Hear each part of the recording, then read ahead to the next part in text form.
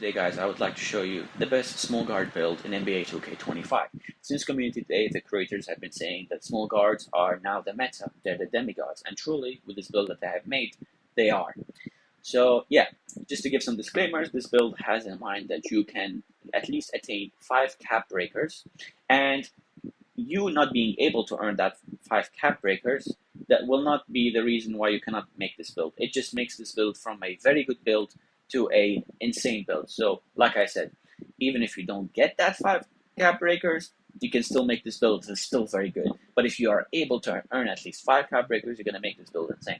So it's a 6'2" point guard with a 186 pounds, and it has a 6'3" wingspan. Now you might tell me, okay, I don't want to have a T-Rex build, T-Rex arms on my build. Well, I'll ask you the question. Do you want to have a 99 three-pointer? And that spoils where you'll be placing all your cap breakers. So all the 5 cap breakers that you'll earn in starter 3 will be placed in your three-pointer.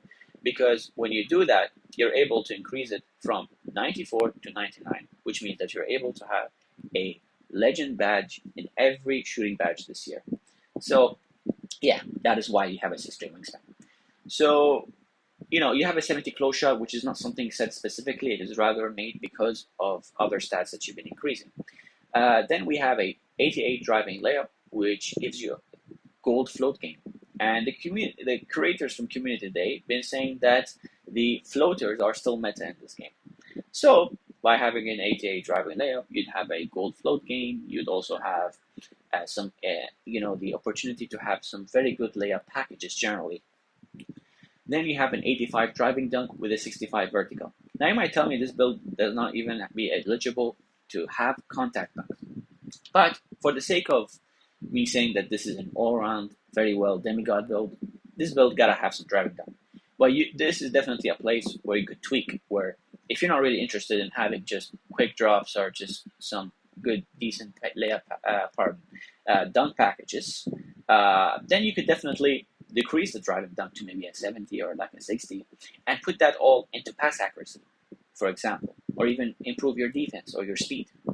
But for the sake of this video, which is an all-rounded, very well demigod build, then this build gotta have some driving dunk. And it gives you, like I said previously, the attainability to have the quick drops, which is not as effective as it used to be in 2K23, but the fact is that it is still the old trusty, in my opinion. Then we have a 45 standing dunk, which gives you the ability to have all the animations that are available in terms of standing dunks for a build like this.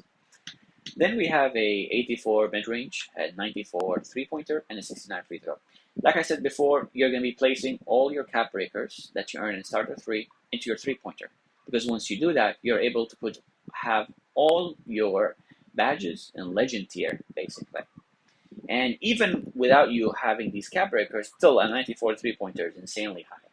Of course, the 69 free throw is not ideal for people who play Pro-Am, but if you're a Pro-Am guy, I'm pretty sure you will have your free throw routine, free throw animation down to your muscle memory. So I don't think so a 69 free throw would be a problem. And if it is, like I said, maybe you would want to decrease the driving dunk and just put that into free throw. Moving on next, pass accuracy. At 75 pass accuracy, you might tell me, okay, it's a bit too low for me. And in my opinion, I'd say, this build specifically, in my mind, he's going to be very good in Park.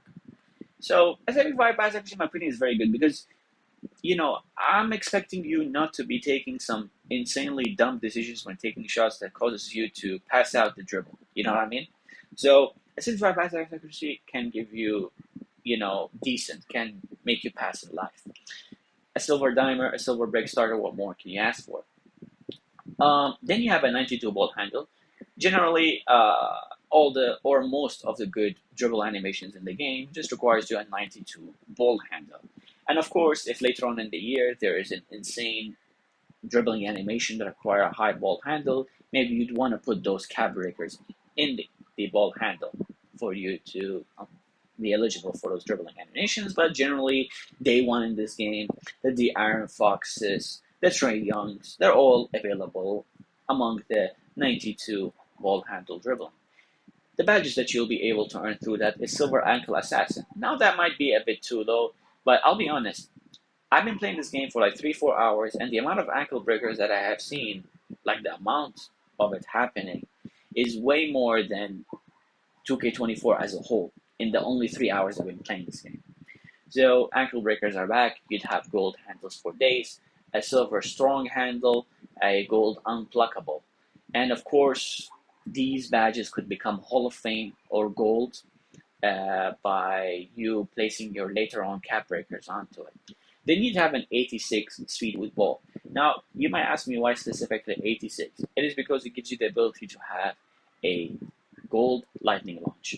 And based on my short experience I've been playing this game, I feel like the blowout animation is low-key back from 2K18. Not as often, not as OP as it was, but it is low-key back. And every time I'm triggering this blowout animation when I'm dribbling, the badge that triggers alongside it is lightning launch. So when I'm correlating it, then I'm gonna like, okay, this is the badge that is required to do the blowout animation.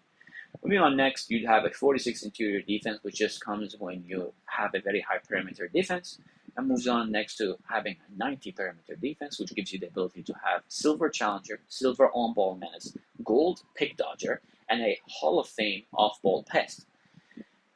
Again, if you don't like your driving dunk to be too high, like I mentioned in this video, you could definitely decrease it and place it in the places where you feel like it is more valuable. Like in my opinion, if you decrease the driving dunk and the vertical, you could probably put it in pass accuracy, you could put it in perimeter, you could put it in any other stat that you feel is more important, right?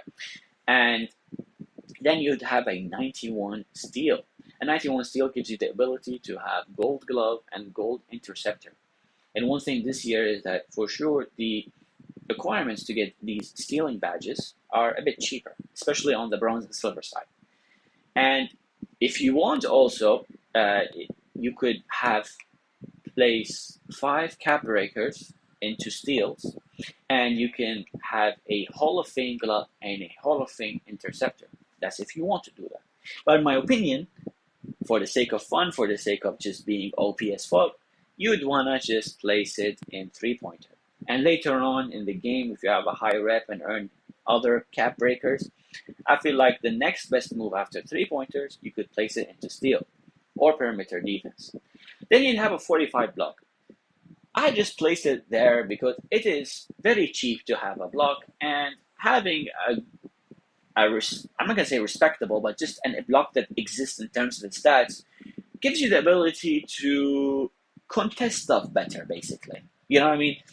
You having a 45 block compared to a 25, I'm not going to say it is night and day difference, but the fact is that you'll be able to jump slightly higher, and that slightly higher could be the difference between a open shot or a lightly contested shot, right? Especially with the fact that your build is on the short side, that will be compared to other 6'7", 6'8" people who will be building these builds. So having a 45 block will give you the ability to jump slightly higher, which could contest those guards, those taller guards, more. A 50 defensive rebound comes with the stats that you increase. It is still quite decent. I don't know why, if you're a 6'2" guard, you'd be bothered rebounding. Either way, an 87 speed and an 86 agility. I am not going to claim that this is exactly what is needed. This is the exact threshold that is needed to, and other than that, if you increase it, it doesn't make a difference. No. I feel like these are very good thresholds, and these are good starting points because it gives you the ability to have a gold slippery off ball. You'd have it just gives you some movement fluidity. And if later on in the game, people find out that you really want to have a high agility or a high speed to be effective as a guard, then you could definitely, like I said, decrease the driving dunk and put it in there. A 67 strength specifically, and it's actually the reason why I increased this build's weight by like 5-6 pounds, is because it gives you the ability to attain both a silver strong handle and a silver physical finisher. You know what I mean? Which all helps you to fight through contact if it is your ball handling or driving to the rim. A 65 vertical is what's needed for you to basically attain quick drop dunks, which also gives you the ability to have bronze posterizer and bronze area wizard. Having that badge on bronze is better than not having it at all. And yeah, that is the build. 6.2 build, please let me know. How will you be tuning this build to your liking? Because in the end, right, everyone plays a certain way. Everyone has their own priorities in terms of their game, and I'm pretty sure, you might look at this build and be like, it's a good starter, it's a good template, right? It's a good template, and I will work around it and make it to your liking. So you let me know how you're gonna be changing it. And yeah, it's your boy Harjan